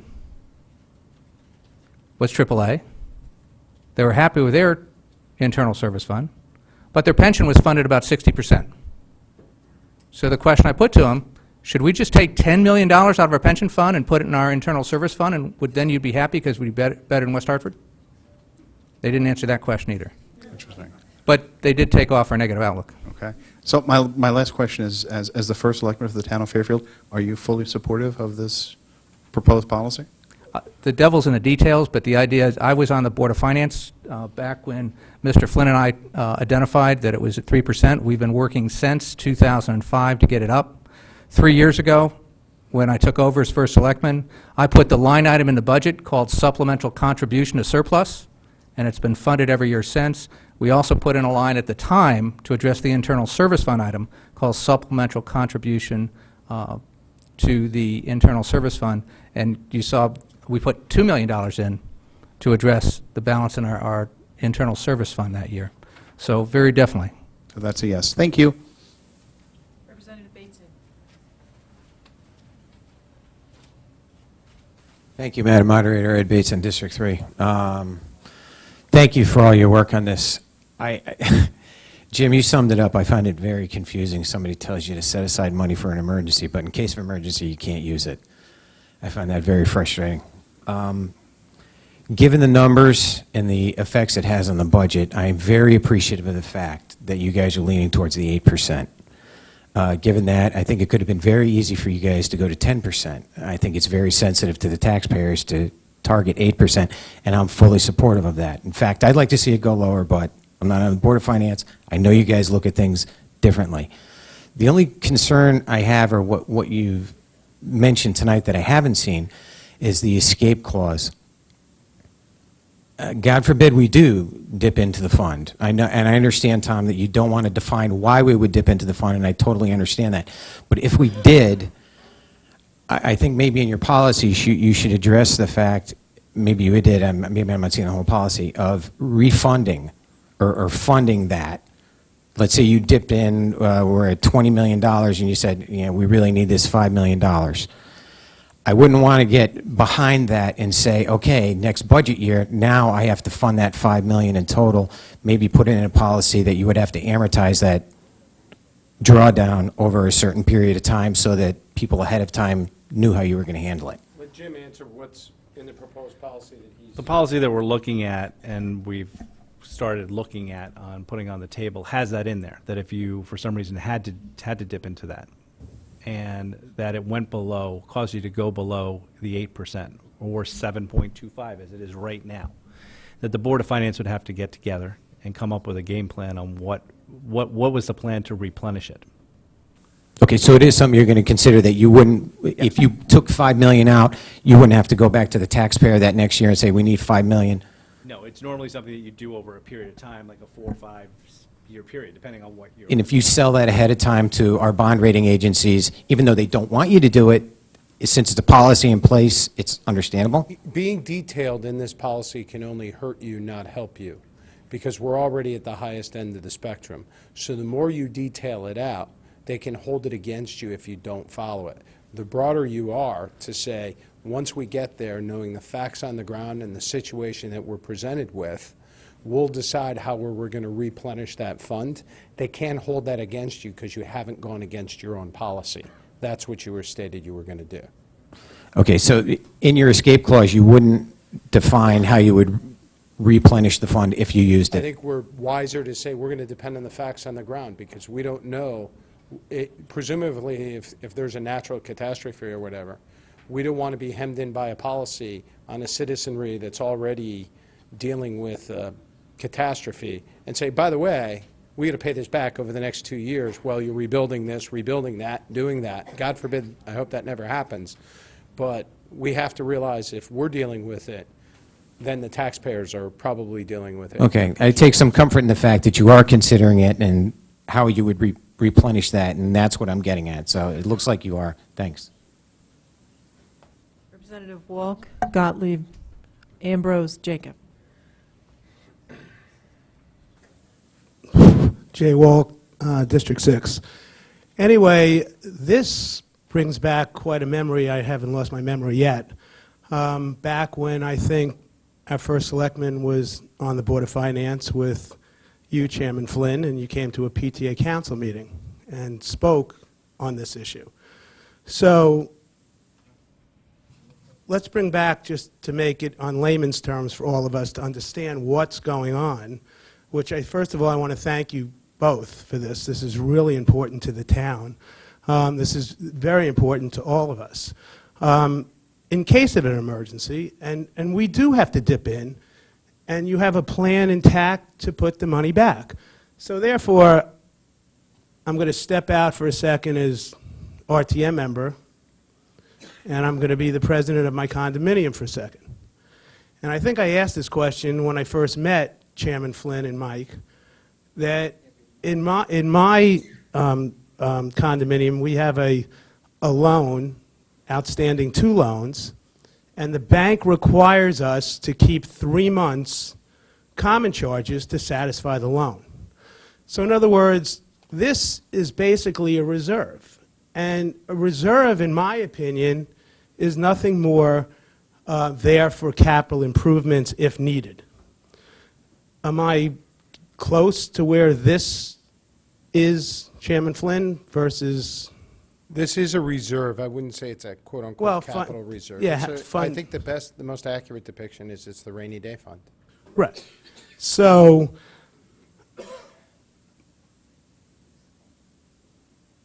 my question, or where I'm at right now, is that if we do have to take this money out, we shouldn't worry that there is a plan intact. And basically, as far as other towns, they're not requiring us to keep an 8%. We've been at 5.2% for quite some time. It's just something that I think that you guys, have finally realized that maybe it's time to put more money into this reserve. And what I'm trying to say is, Well, We- go ahead. It's not that we finally realized it. We've recognized this for a number of years. I think, quite frankly, this is one of the first things we realized, several of us, when we got involved 7 or 8 years ago in this. It's the fact that there's always been a prioritization of what we need to deal with. The first was the fact that the pensions needed to be refunded. The second was that the OPEB trust funds needed to be set up because we have $100 million plus in liabilities that hadn't been funded.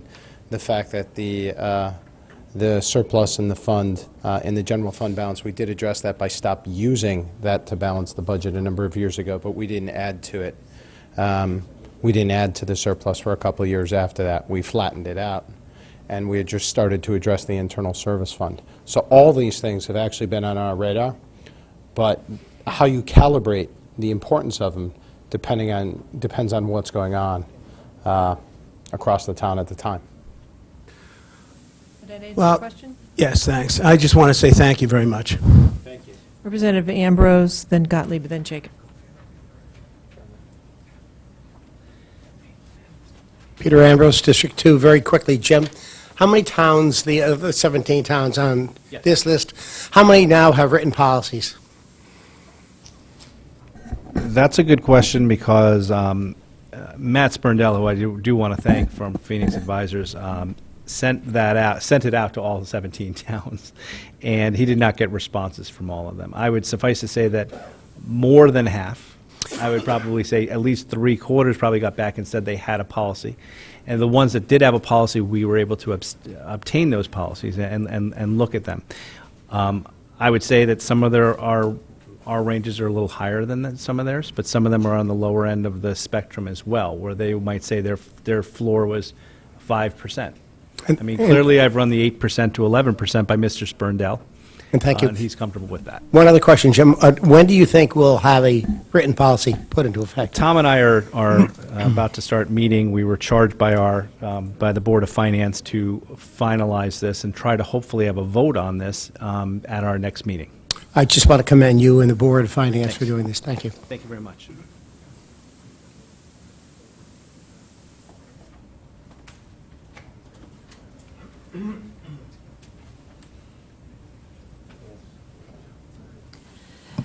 Julie Gottlieb, District 6. I want to say thank you also. I know we keep saying this. I only caught 2 of the last Board of Finance meetings, but just based on the masses of information I saw or heard about, this was quite an undertaking, so thank you. I have a quick question to piggyback on Mr. Bateson, I think it is.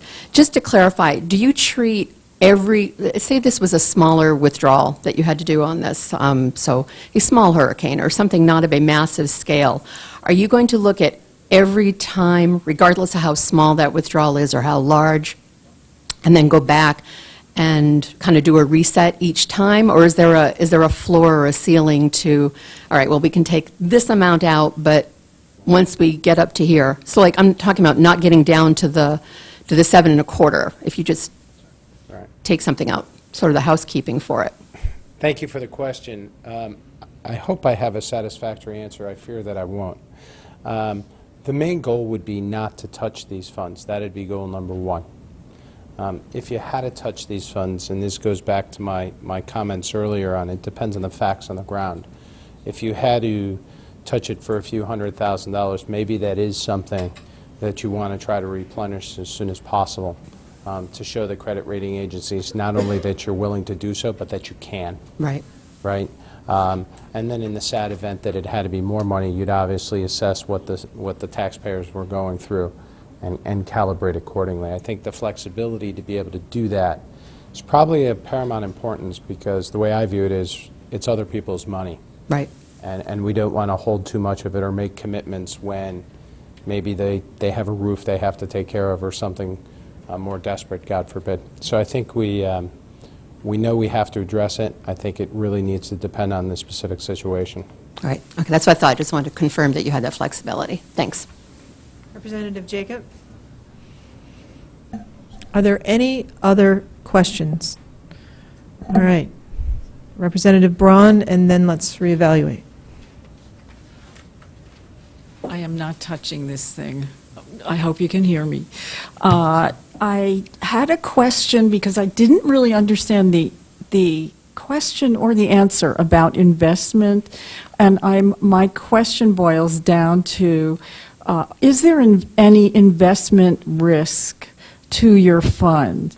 And if so, is that factored in, and what sort of investments? I expect you don't have a very large mattress somewhere where it's... Yeah, so to be clear, these funds are managed and invested by the Chief Fiscal Officer along with the First Selectman.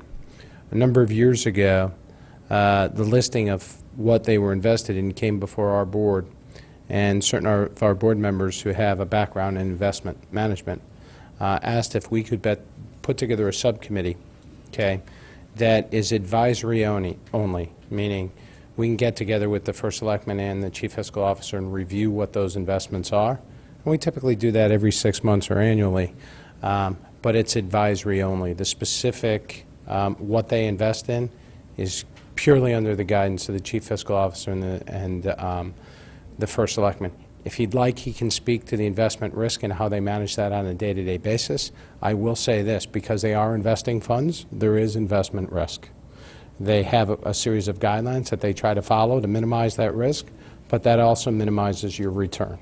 But anytime you have that, there is investment risk. Oh, so, Mr. Tetra, can you just, even if it's just a general enlightenment? Yeah, the basic guideline is we don't want to take any risk where we could actually lose our principal within this. We trade that off against the interest we make. If you, we don't generally get through the revenues as much here as we do when we're presenting to the Board of Finance, but this is one of the lines where it's really not a big revenue item on the interest side, and we progressively stepped that down over the last 3 years in terms of there was a little bit more risk built into that. Was that 4 or 5 years back? Yes. And again, over the last 3 years, we've stepped that down. And if you'd like a more complete presentation on that, certainly we could have the Chief Financial Officer here to step you through that. But it's managed, I assume, because we don't see it shrinking while we make our contributions every year, so...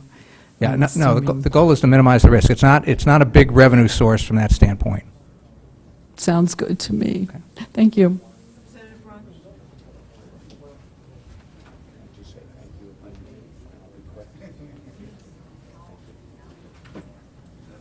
Kathy Braun, District 8. I want to thank you for all the work you did. Obviously, it was very detailed and difficult. I do have a couple of questions about the sort of mechanics of how it works. Just correct me if I'm wrong. Right now, we're at 7.5%. That's at the end of the fiscal year that just passed, right? We're hoping to be there if there's no budget adjustments, but currently, as we sit here today, that's what it is right now. Okay, and during the budget process for the current fiscal year, we put $500,000 in. That is correct. And the result of that, the amount of money in the fund, the amount we had last year carries over to this year, and then you add some every year because the budget grows. Yes, it's right now, what gets added to it every year is the specific designation. Okay, so it's 500,000 that we put in the budget, we know gets added to it. If there's any surplus that comes up in the budget, it will be added on top of that. If there's any shortfall in the budget, God forbid something unforeseen comes up, it could come out of that. So it fluctuates during the course of a year as money comes in or goes out. You don't know until the end of the Right. year.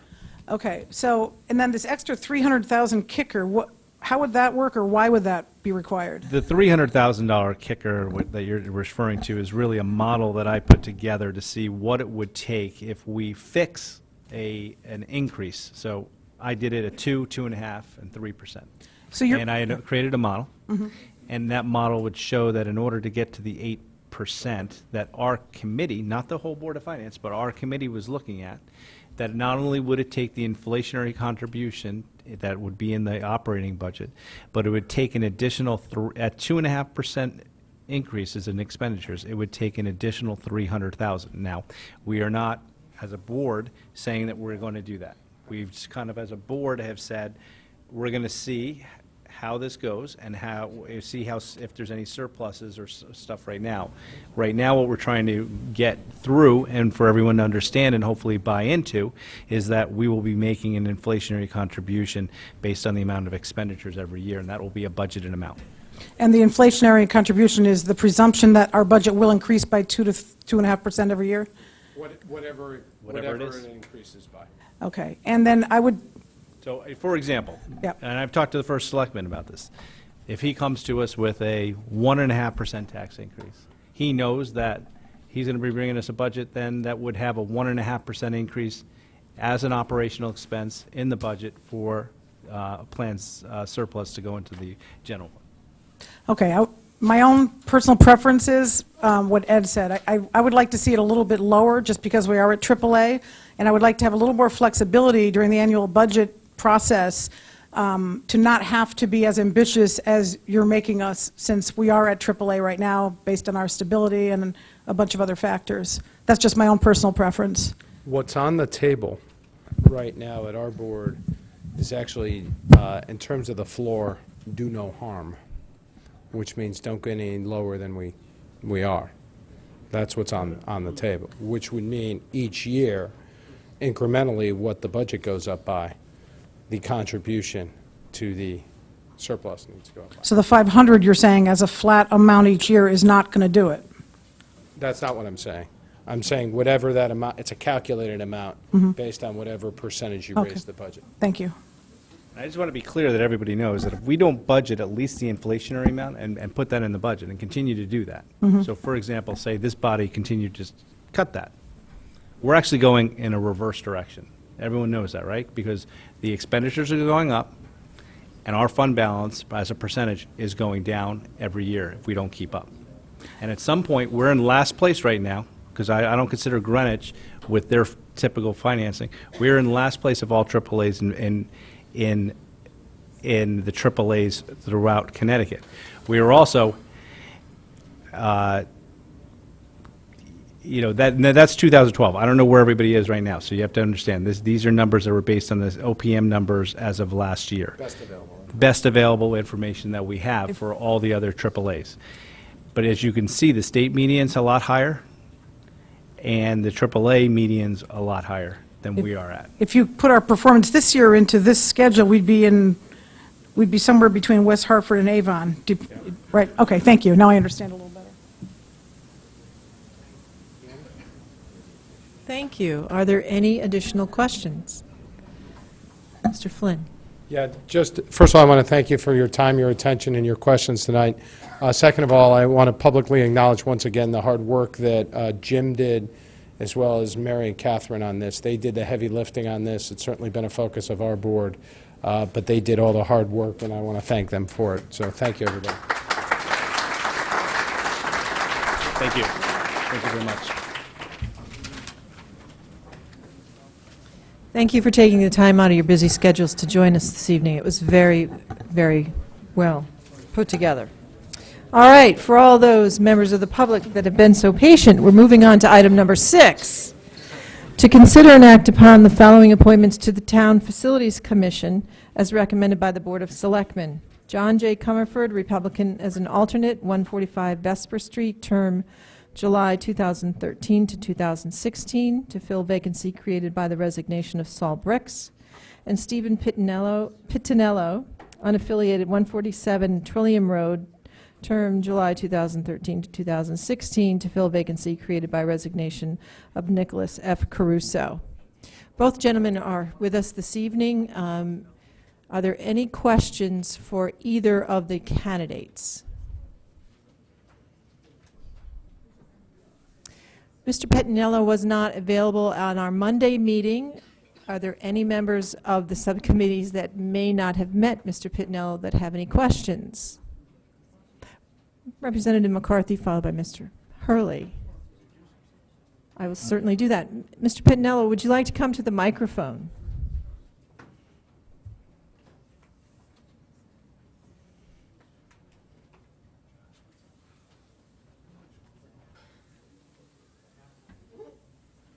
Tom McCarthy, District 8. Mr. President, if you could just explain to the body why you want to serve and what you feel you bring to the table. Sure. So I don't want to take up a lot of time, but I'll be here for as many questions. I'll just give a quick background to answer the question. One is that as a resident of the town for the past 16-plus years, I wanted to give back to the town and do some community service. And in doing so, I was looking for an opportunity to use my education and my experience to better something here in the town. And with that, I tried at first for the Penfield Building Committee. So apparently maybe I'm lucky that I wasn't selected. I'm not sure. I'm not sure about that. And then the opportunity came for the Facilities Commission. So with that, I'm excited to be at least up for an appointment. And with my background and why I feel I'm a good fit for this committee, or commission, excuse me, I'm a degreed engineer. I've been in construction or in engineering for 26-plus years. I started off as a commissioned officer in the United States Air Force in the Civil Engineering Group. Moved back east, moved to Connecticut in '92. Started work with Turner Construction here out of Milford, Connecticut. Then moved to a heating and air conditioning subcontractor. And then now for the past 14-plus years, I work for a company called Navigant Consulting. Publicly traded consulting company, consults with clients in a myriad of industries. The one I practice is in construction. I have clients all up and down the East Coast and as well as abroad. We provide services, advisory level services for people that are deploying capital in construction projects. So it helps mitigate any risk in deployment of capital. And as well as maybe the town or the body knows as well, is that sometimes capital deployment doesn't go as planned and you end up in some type of litigation or claims. And we get involved with helping our clients mitigate the risk during some type of lawsuit. So with that, I just wanted to give back to the town. My wife and I have 2 young girls at Tomlinson. Lead by example, and this seemed like a perfect opportunity to overlay my desire to give back and volunteer as well as using my experience. Thank you. Representative Hurley, do you have any additional questions? You're welcome. Thank you. Are there any additional questions from members of the body for either of these candidates? Thank you. Thank you very much. Thank you. All right. Can I have a motion to approve Representative Iacono, followed by Representative Braun? Are there any questions, any additional questions from the body? Seeing none, any questions from the public? All right, back to the body. All in favor, please signify by saying aye. Aye. Opposed? Abstentions? Thank you very much. Thank you.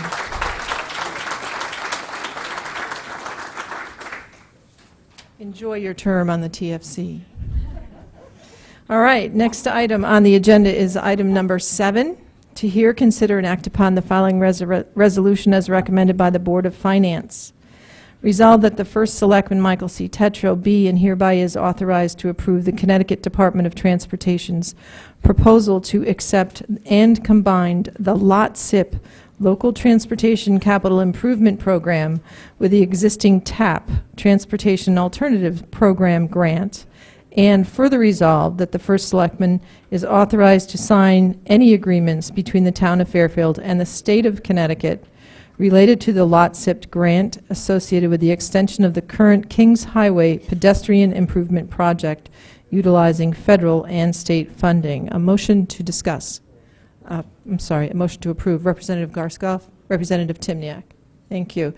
I see Mr. Hurley is here. Representative Schwartz.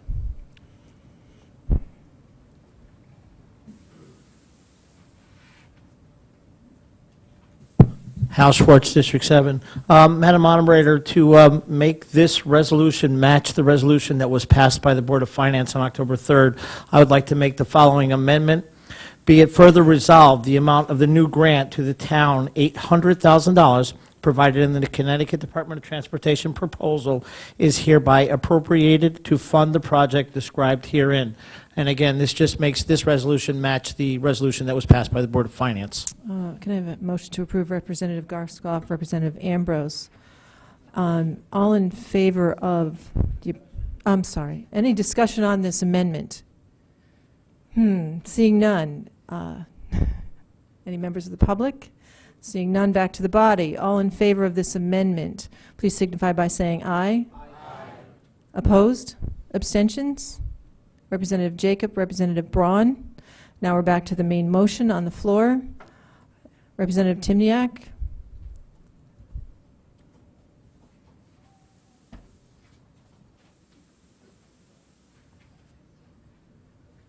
Good evening, Representative Timniak, District 9. I have a couple of quick questions. One, this is the lot SIP money which is being combined with the TAP money we used at the beginning of the year. Is that correct? Yes, that's the proposal. The TAP was approved last year, and the lot SIP, 100% reimbursable for the construction costs, would be combined with the TAP that was approved last year. Yes, correct. All right. When we approved the TAP money last year, it was $1.2 million. Were we notified then that we were going to be adding an additional $800,000 of lot SIP, or had we already applied for the lot SIP money prior to being approved or having this body approve the TAP money at the time? No, we applied for the lot SIP right after. There was rumors that there might be additional funding available or grant money available, but as with most grants, it's a competitive grant, and we were not notified until much later that our application was approved. So was the idea or the scope of the project, was it always around $2 million, or we're increasing the size of the scope of the project for a total of $2 million? That's a good question. Our original scope, you could, on a planning perspective, like if there was a 5 or a 10-year plan, it would probably go from Kings Highway at Chamber Street, probably all the way to the Bridgeport line. When we first applied for the TAP, we were trying to get about $2 million. We were unsuccessful. Like I said, even the TAP was a very competitive program. We got $1.2 million from that. Then when the next round came in, we were able to get the $800,000. It just happened to work out about the same, but it was just by coincidence only. Were there any thoughts of doing anything else with this lot SIP money, whether it was to go towards paving roads, which we took out of the budget, or any other projects throughout town, or was the objective always to take this lot SIP money and put it towards completing the $2 million project we had planned? The original lot SIP application, much like many grants, has specific criteria. And don't quote me on it, but for the most part, it was safety improvements or pedestrian improvements. We actually did do a second lot SIP application for a section of Fairfield, Woods, Stilson, and Forest, that area there. And unfortunately, that one was denied for the 2014-15 period. But in the last regional planning meeting, they have it penciled in or earmarked, so to speak, for 2017. So that would be, again, one that's a possibility of coming up, but nothing definite yet. One last question. So is this the last we're adding to this, or do we have other grants in the works right now? Is there the potential of this being a $2.6 million project, or are we done applying for grants to do this? I do know that the lot SIP money can go, because I looked it up on the website, it can go to paving rehab. No more than 15% of the annual budget can go towards paving. So to me, that seems like a choice we made to direct that money towards sidewalks, adding to a total of $2 million when we did, I think, took out $800,000 for paving roads earlier this year. Well, much like you heard before with the Moody's trying to kind of be secretive or whatever, there was the unwritten rule or whatever that, again, this is a competitive grant, that they would not necessarily, again, not 100%, but not necessarily approve just paving projects. They were really looking for those items that are mentioned. In their mind, there's a sort of pecking order, and for criteria, and again, the safety or the pedestrian improvements were near the top of the criteria, and if absolutely nobody in the region applied, maybe if we did a paving one, they might have approved it. But as I said, case in point before, we had some safety improvements that were planned, and that was turned down. So in my personal opinion, they would not have approved if we had applied for lot SIP this particular year or next, they would not have awarded it to us. All right. And just because I think I forgot, what, are we done with grants for this project, or are we still applying for more grants for this project? Again, it looks like for the next year or two, that would be it for this. But again, if something comes up, every now and then, we're always listening, we're always looking and applying.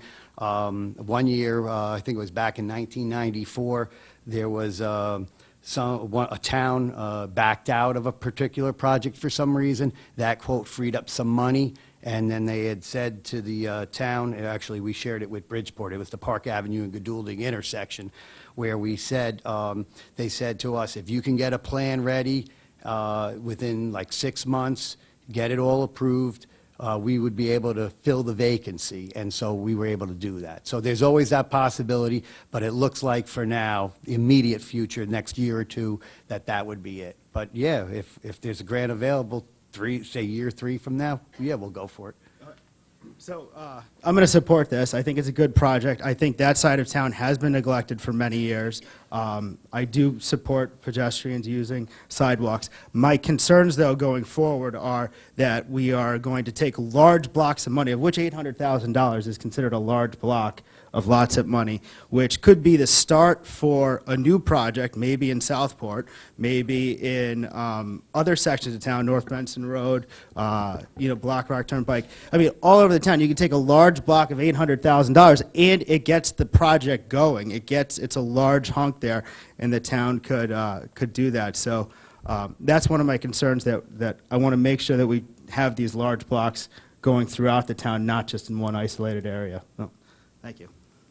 Are there any other questions for Mr. Hurley? Seeing none. I don't see many members of the public have any questions. All right, back to the body. We're voting on the amended motion. Shall I read it? Thank you. All in favor, please signify by saying aye. Aye. Opposed? Abstentions? Thank you very much. Oh, abstentions, sorry, Representative Jacob and Braun. Thank you, Mr. Hurley. All right, next item on the agenda is item number 8, which is to consider and act upon a fair TV ordinance. I'm sorry, what? No, we voted on the motion. I'm sorry. Was I unclear? I'm very sorry. We voted on the on the motion to waive the reading. Back to the motion for the amended ordinance. All in favor signify by saying aye. Aye. Opposed? Abstentions? Representative Jacob and Representative Braun, thank you. All right. Next item on the agenda, little deja vu, to consider and act upon the Fair TV ordinance sponsored by Sheila H. Marmion, District 6, and Catherine L. Braun, District 8. Little housekeeping? Go ahead. Yeah, this is pretty much housekeeping. We took this off the agenda after speaking with the moderator.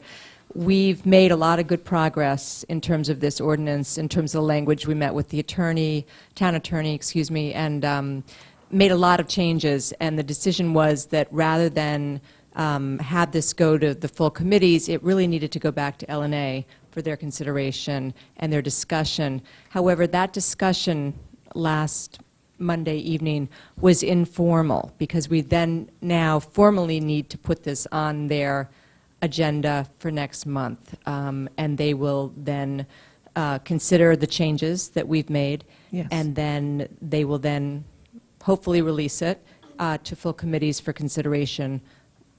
Hopefully it would be the December meeting. All right. Thank you. Just, pardon me? It's January, because it needs to hold over for a month. So just make sure you get the town clerk the adjusted language. Thank. Yeah. She needs the changes to send to LNA. Yeah. Okay. We've got them. Yeah. Okay. Just by way of explanation, this is a unique process. We've never had a Fair TV Commission. This is our own C-SPAN for the town. It makes the room bigger, and there's been a lot of questions and issues that have come up. Town attorney had some questions, and this is a far improved language in the new ordinance that we're proposing. So it's a process, and I'm very happy with the progress we've made. Thank you. Thank you for all the time you've dedicated to it. All right, next item on the agenda, the moderator has referred an alternate side of the street parking restriction ordinance to L&A Committee under Rule 32 of the RTM rules to regulate.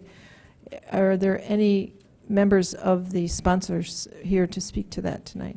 It's being held over? Thank you. Okay, the next item on the agenda is item number 11. The moderators referred a redistricting ordinance to the Legislation and Administrative Committee under Rule 32 of the RTM rules to regulate. Does that committee have something to present this evening?